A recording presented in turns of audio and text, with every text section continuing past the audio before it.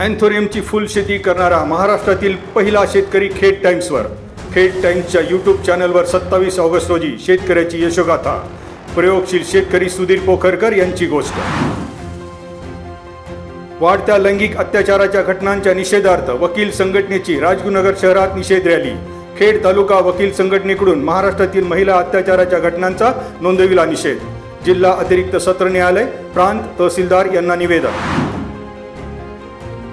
10वीत शिकणाऱ्या मुलीला मध्यरात्री दोघांनी पळवून नेत केली जबरदस्ती.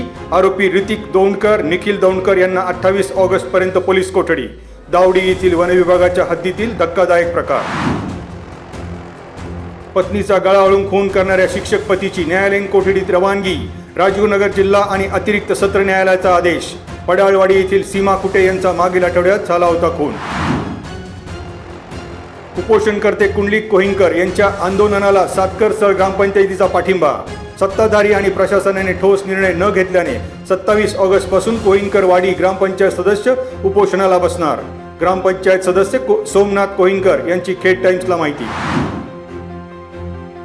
काळूस येथील उपोषणकर्त्या शेतकऱ्यांचं मनोधैर्य वाढवण्यासाठी ग्रामस्थांनी काढली जन आक्रोश यात्रा.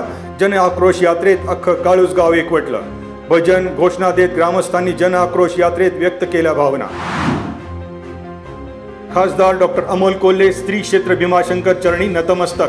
श्रावणी सोमवार निमित्त भगवान शंकराचं घेतलं दर्शन. महाआरती अभिषेक करून जनकल्याणाचं महादेवाला घातलं साकडं.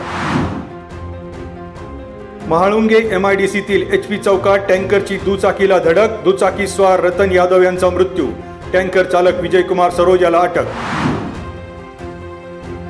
आळंदीत इंद्रायणी नदीत उडी घेतलेल्या पोलीस शिपाई अनुष्का केदार यांचा शोध सुरू.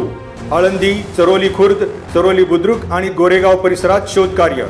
पुणे ग्रामीण पोलिसांनाही सूचना. NDRFच्या 4 बोटीतून घेत आहेत शोध.